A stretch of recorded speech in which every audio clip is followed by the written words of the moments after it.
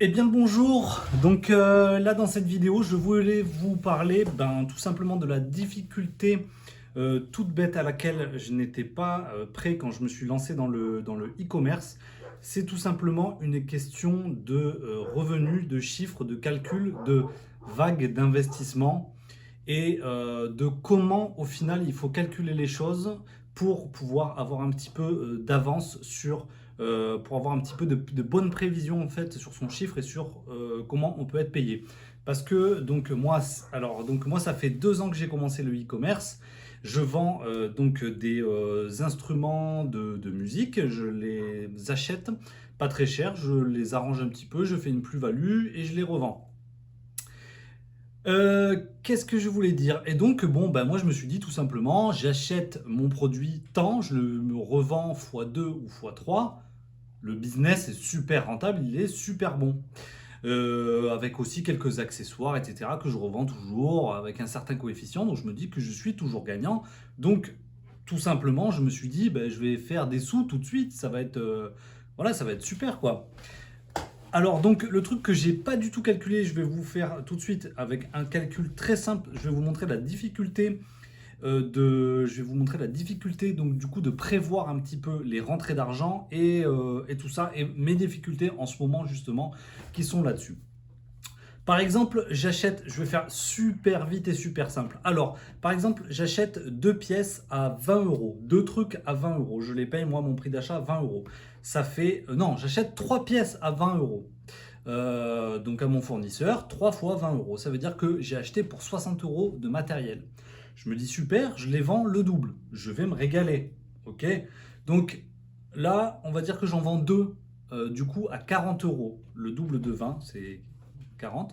J'en vends deux à 40 euros. Je gagne 80 euros. Et j'avais dépensé 60 euros. Voilà, j'avais dépensé 60 euros pour 3 pièces, on va dire. Voilà. Là, j'en vends 2 pièces, donc il m'en reste une. Et je les ai vendues à 40 euros. Donc j'ai gagné 80. Donc en fait, 60 euros de dépenses, 80 euros de réussite, de vente. Super, je suis à plus 20. Sauf qu'il me reste qu'une seule pièce en stock. Il me reste qu'une seule pièce. Donc je fais quoi? Je suis obligé d'en recommander. Je ne peux pas me permettre de vendre une pièce et d'un coup j'en ai plus en stock. Hop, et sur mon site je mets plus en stock. Enfin voilà, c'est pas top. Donc qu'est-ce que je fais? On va dire que j'en rachète 3. 3 à 20 euros, ça fait encore 60 euros. Donc j'avais gagné 20 euros avec mon petit business et là je dépense 60 euros. Donc ça fait moins 60 plus 20. Ça fait que je suis à moins 40 euros. Alors que voilà, je me retrouve encore à moins 40 euros parce que j'investis. Moins 40 euros, sachant qu'il me restait une pièce encore. Si je la vends, enfin, j'arrive à zéro. Tout ça pour vous montrer que même si le business est bon et qu'on multiplie par 2 le chiffre, il y aura plusieurs cycles avant d'enfin retomber sur ses pattes. Là, par exemple, il faut, on va dire, 2 cycles pour arriver à 0 euros, pour arriver donc du coup à l'amortissement. Donc ça, c'est des choses que clairement, je n'avais pas du tout prévues. Et donc, je ne comprenais pas pourquoi les premiers temps, parce que là, c'est seulement la première fois que j'arrive à la fin de tout mon stock, de ce que je vends, et que je recommande un nouveau gros stock, mes grosses commandes, on va dire ma plus grosse commande qui me fait mes plus grosses marges. Et là, je les recommande, j'ai tout payé mes commandes et il me reste quelques sous de côté. C'est la première fois que ça me fait ça. Sinon, je suis toujours à zéro. Et dès que je regagne un petit peu, je les réinvestis, etc., je me retrouvais toujours en galère globalement.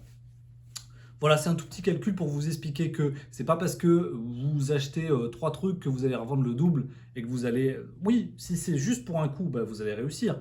Mais si vous voulez en faire un fonds de business, voilà, juste pour des trucs à 20 euros, ça prend déjà 2 cycles avant de se retrouver à 0 euros de bénéfice. 0 euros de bénéfice.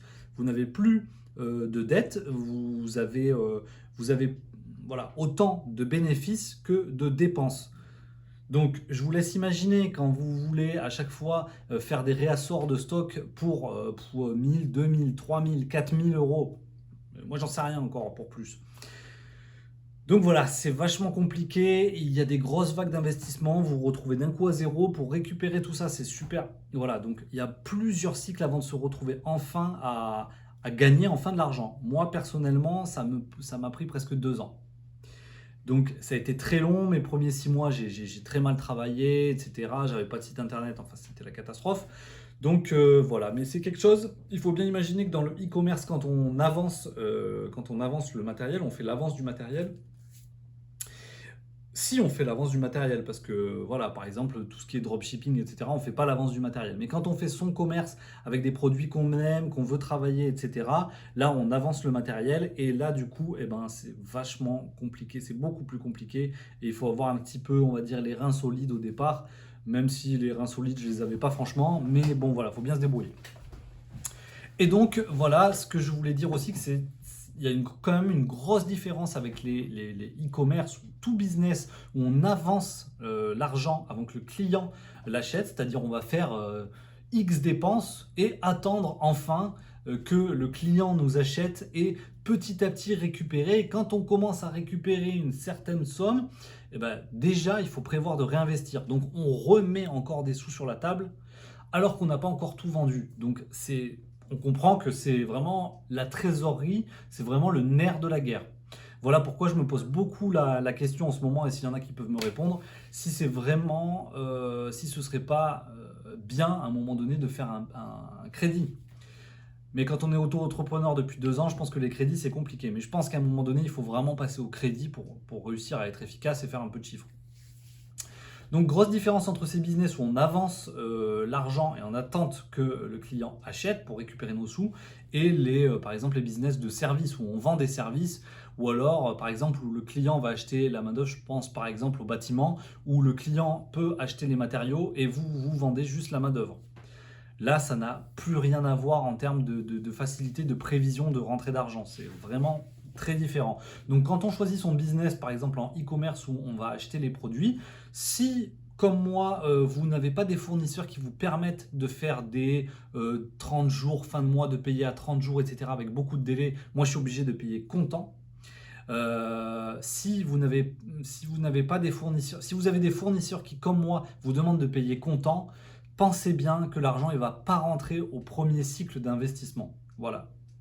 À mon avis, quels qu'en soient les prix, quels qu'en soient les coefficients, etc., c'est pas tout de suite que vous allez rentrer de l'argent parce que à peine récupéré, vous allez réinvestir. Et si votre business, en plus, c'est ça un petit peu le piège dans lequel je suis tombé, c'est que si le business il marche bien, c'est qu'au début, vous investissez 1000, par exemple 1000, et ensuite vous les récupérez. Mais si ça marche bien et qu'il y a de la demande, bah, vous vous dites cette fois-ci, je mets 1005. Mais vous venez à peine de récupérer un tout petit bénéfice que vous mettez tout de suite 1005 et après la fois d'après c'est 2000, c'est 3000. Donc si votre business en plus marche bien, vous allez investir encore plus et vous allez étoffer encore plus votre gamme et les accessoires, etc. Donc vraiment l'importance de la trésorerie, l'importance de rien dépenser au début des gains qu'on fait, mais tout réinvestir, tout mettre de côté le plus possible. Voilà, et ben si vous avez des conseils de gestion dans ce domaine-là, il faut vraiment m'en faire part parce que je suis vraiment débutant. Et si ça a pu vous aider, et ben c'est super cool. Allez, à la prochaine. Tchuss!